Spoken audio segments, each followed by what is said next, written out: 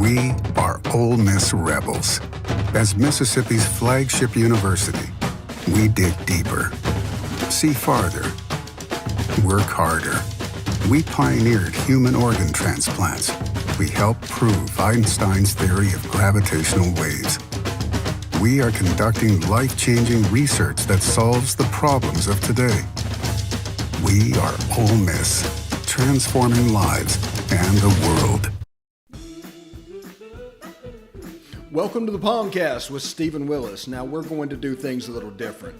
We are going to provide an honest look at Ole Miss athletics for the fan, by the fan, and of the fan.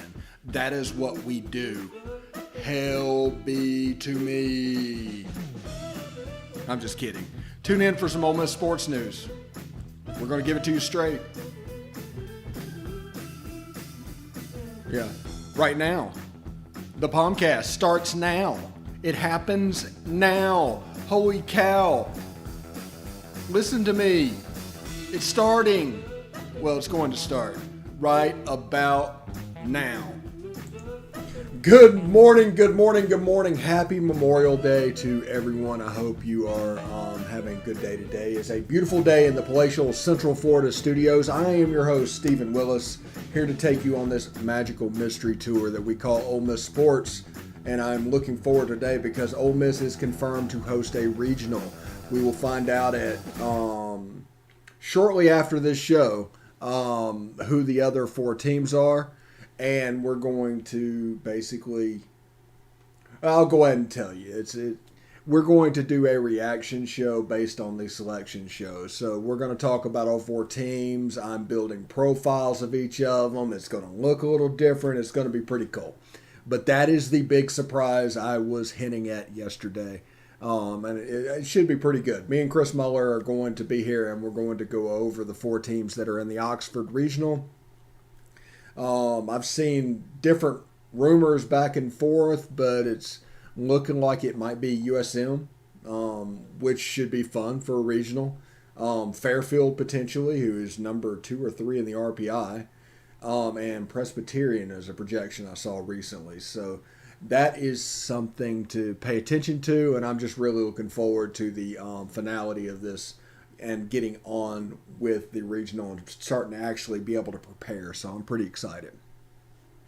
I want to tell you, though, right now about the Vault Society. That is the Ole Miss Athletics Foundation's big push right now. The Vault Society is a 5-year commitment of support, and membership starts at $5,000 a year. There's a benefit chart on the site. We're going to give you that in just a second.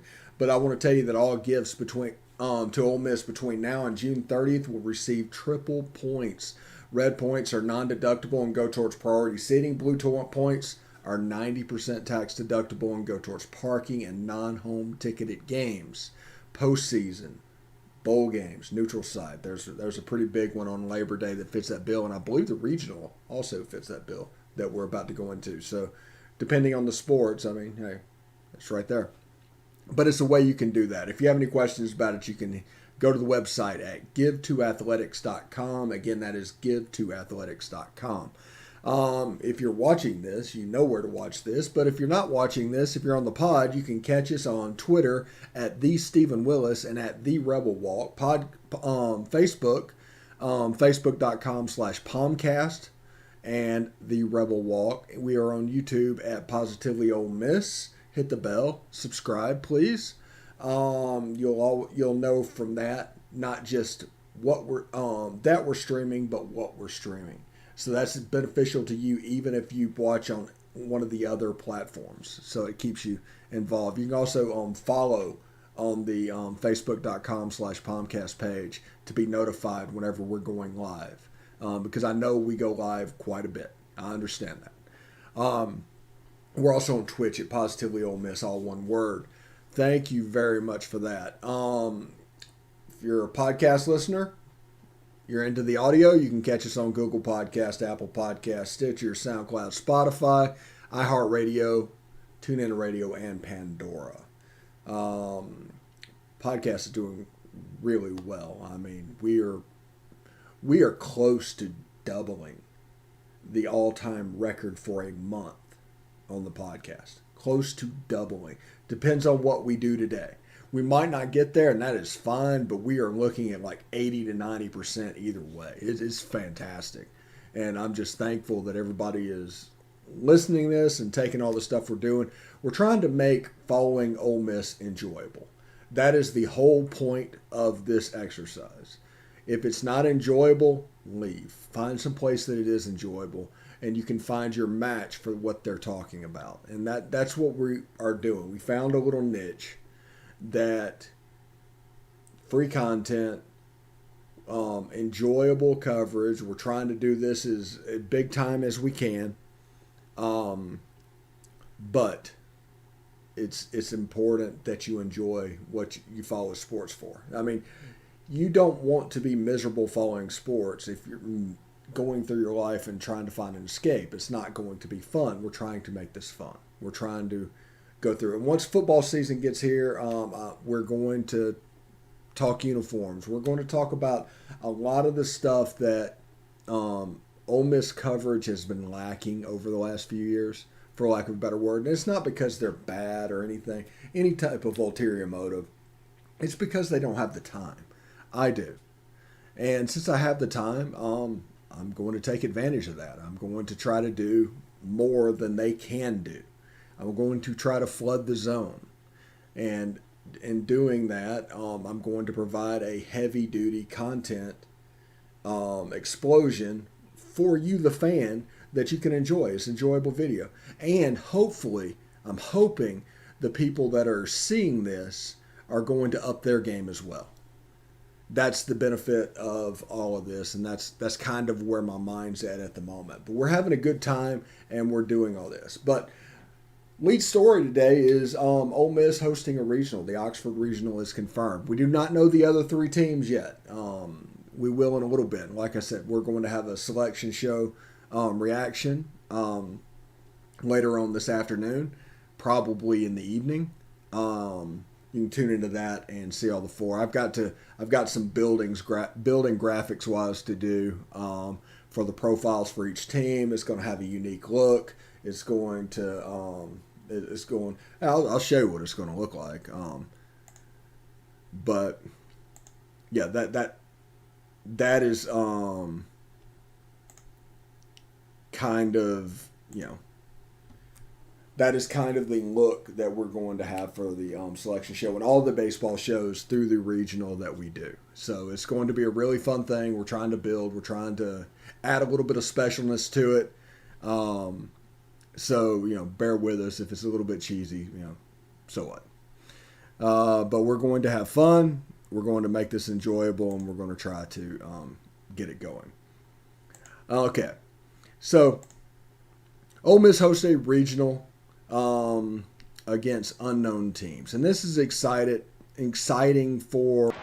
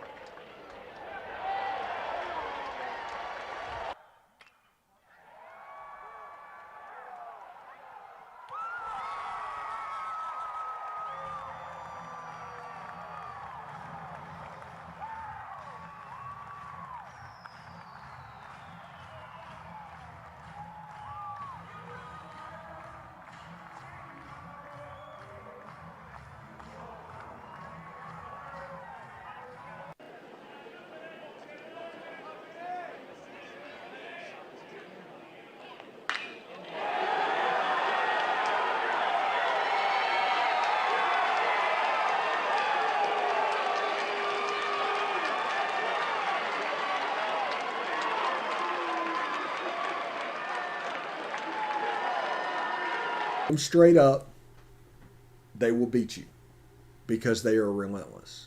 You saw in the comeback game on that Sunday when we had a chance and came all the way back and tied the game up. They went back the next inning and put 4 up. Just absolutely relentless. So I'll be interested to see where they seed us. I will be interested to see who we're paired with, because I have not necessarily a fear. There's an anxiety that the NCAA will get cute and match the Oxford-Starkville region. Either State will be the 8 and we'll be the 9, or State will be the 7 and we'll be the 10. But we're right in that ballpark that will allow the NCAA to play those type of games.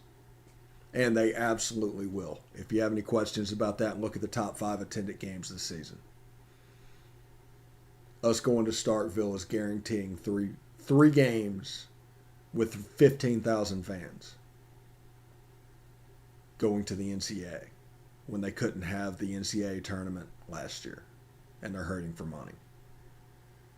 So I see that, and I worry a little bit about games. Theoretically, after getting run ruled in the tournament, Mississippi State should fall into the 9 to 10 range themselves. So there's a chance Ole Miss and State are right beside each other, but I can see them like moving the curve a little bit to get that matchup, and I'll see that in about an hour. So we will find that out. So the selection show is on at noon Eastern today, 11 Central on ESPN2. You get to find out all the details. That's more than I know at the moment. But you can see exactly who Ole Miss is going to be paired with, and through the 2, the 3, the 4. Will USM go to here? Will USM go to Starkville? Who knows? South Alabama won their conference tournament. They've got to go somewhere. It's kind of in the air. Will one go to Starkville? Will one go to Oxford? Is it going to be a North Louisiana thing? Because they're probably going to pair that regional with the Arkansas regional. So it's just really interesting how this is going to all go down. But we're going to take a short break. And when we come back, we're going to talk about the running back room and why that has gone from a little bit of, a thin area on the team to one of the absolute strengths on the team. Anyway, stick around.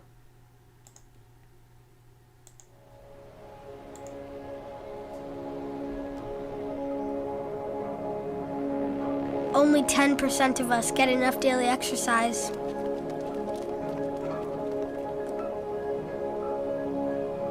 And that number is dropping.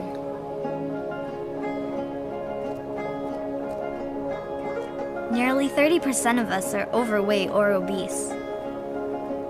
We spend 6 hours a day in front of a screen. As a result, we now have a shorter life expectancy than our parents. But give us the right start in sports, and we'll never stop. Learn how at active4life.ca. Hey, this is Stephen Willis from Positively Ole Miss. We're almost done with this break. We'll be back with good information quite soon. The military has been in every generation of my family, and so has VA. It wasn't easy for my dad after Vietnam, but VA helped him and my mom get the home they'd always wanted. My grandpa's been coming to VA since World War II. They even helped him lay to rest one of his battle buddies from Normandy. And me, I followed in their footsteps and served with pride. And now that I'm out of the military, the GI Bill's helping me with school. Every generation of my family has served, and VA has served us all.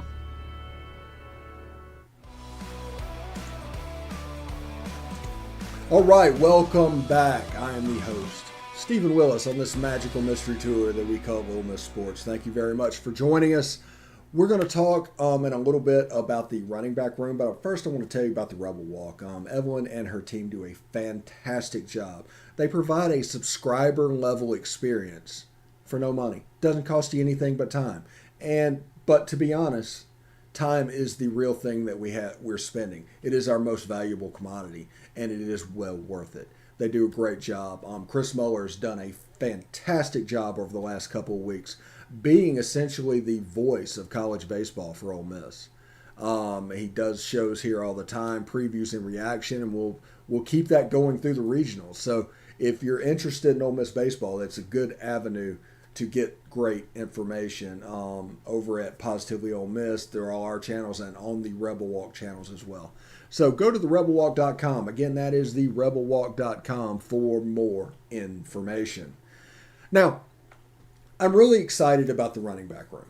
And that is, think back to when Scotty Phillips was in the backfield and he got hurt against Texas A&M and Isaiah Willard came in. Now, Isaiah Willard ran for 100 yards in an SEC game. You can't take that away from him. He did run for 100 yards in an SEC game. He's fifth string on this depth chart. Starter, obviously, Jerry and Ely, who they're precautionary, just letting him sit out until the summer. But, he dressed out some and went through some individual drills, but no contact. But that became available, and he was obviously the starter. Then Henry Parrish emerged. After Jerry and Ely went down last year, Henry Parrish more than filled the role that Jerry and Ely filled. Great player. You can see it, the shiftiness, the balance, the vision. Henry Parrish is going to be a good player. The problem is Jerry and Ely is just in front of him. And then you go to third string, Snoop Connor, the battering ram of the Ole Miss backfield that seems to seek out physical play, a star of the Outback Bowl. Snoop Connor making plays. He comes in the fourth quarter when everybody is worn down because of our tempo and our offense and just battering rams them. It's something to see. And then fourth string is Kentrell Bullock, who actually played in the Outback Bowl some. And a little bit of flashing is happening with him. There's a little bit of trying too hard that he has to get over, but once he figures out what's going on and the game slows down and he can just play, the talent is there. It's going to be interesting to see. And then Isaiah Willard, that former second string running back that's been pushed all the way down the depth chart. It's not his fault. It's how talented this running back room is. And I think you will see that. And people don't realize because of all the deep passes and all the big plays, they assume that Ole Miss is a passing offense. They're not. Not even a little bit. If you look at the numbers, Ole Miss runs the ball close to 65% of the time. They just do it so quickly. Not a lot of time comes off the clock. And then you can hit them with the big play and the pass game. The whole purpose of this offense is to toy with linebackers. And once you bring safeties down in the box to help those linebackers, that opens up the double moves on the outside. And once those are open up, you see the plays like Elijah Moore going for 90 against South Carolina. Those big plays, Elijah going for 40 against Vanderbilt. My favorite touchdown of the year, bar none. If you can go back and look at it, it's on our site on the On Demand. The third touchdown that Ole Miss scored in that game to go up 21-0 is my favorite touchdown of the season. They completely used motion and moving of players to provide a situation where Elijah Moore had 20 yards of free space between him and one defender. It was a true one-on-one. There was no way it was a touchdown before the ball was snapped. And it was all done with momentum and movement and football smarts. It was amazing. So go back and watch that and you can see that a little bit. But in this running offense, it's designed to mess with linebackers. Last year we did not see a lot of the jet sweep game. We are big on the jet sweeps. We just need a guy to be able to run it. You didn't run it with Elijah because you didn't want him to take those hits, and that would make him a little less effective in the pass game. Now we have a couple of guys that can do that. It should be interesting. And the tight ends is tormenting linebackers in the middle of the field. Tight ends running behind, slot receivers running behind. Do you go up and fit your run scheme gas? Everything is an RPO. Every play we run is an RPO. There's a tag on it for a run play. There's a tag on it for a pass play. It is going to torture linebackers, and it's going to put safeties in a bind. That's the reason so many big plays and so many times players are wide open downfield, because the linebackers cannot be right. It really is a fantastic offense. It's amazing. And we haven't seen my favorite play, which is the triple option, which is in the system, the triple option, where the first option is the jet sweep. The second option is the running back running just a zone play to the side and going out the other side on a zone read. Quarterback is the third option. It is a true triple option, and it is in our playbook. But as our timing gets down, which last year affected somewhat, we did not put in our whole scheme last year. We did not put in all that we could do. I mean, we did a fantastic job, but there was little timing things like that just couldn't get put in because it requires repetition and doing it over and over and over again. And because of no spring and no fall camp, there's no opportunity for them to put it in. But you'll see them start faking the jet sweep and start handing to the running back. That's the next step. And I mean, it's one of my favorite plays in this offense, and I just really enjoy it. That triple option is quite fun, and it was one of those moments when I saw it the first time. It was like new football. You think you've seen everything in 100 years? There it is, new football, and that was quite fun. But it's all dependent on our running back room, which is so solid. Our whole backfield is solid if you include Matt Corral. And I'm not going to worry about any of the backup quarterbacks in the spring game because no receivers could be hit. That affected things. And there was also, they took walk-ons and just didn't play the running back room. So nothing can be taken from that tape and be realistic.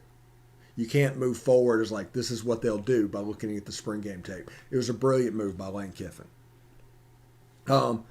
This fall, we're going to do several shows.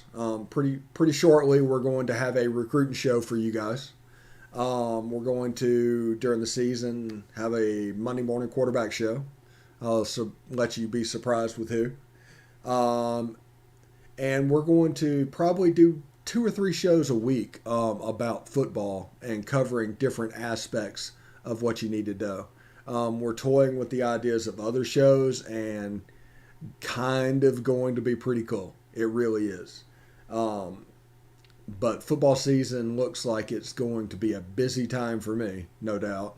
But it's going to be really fun. Coming up this week, we have the Mazodcast and A Sea of Red doing interviews. That's Missouri, their preview, and Liberty's preview. Liberty going first. I like it. Getting ready, doing a preview first of teams we play. We also have Tennessee coming up this week. We're working out times with Josh Booty to do an LSU preview. And we're going to have probably Cole Kublik coming on as well to talk a little bit about SEC. So it's a lot of fun coming up, and we're going to have a good time. Also today, catch us on the selection show. We haven't decided exactly how we're going to do it, but we're going to work on that today after the results are leaked. But anyway, I'm going to give you a couple minutes back today because, it's a holiday and everybody has planned. But thank you very much for watching, and we'll see you next time. Hotty toddy.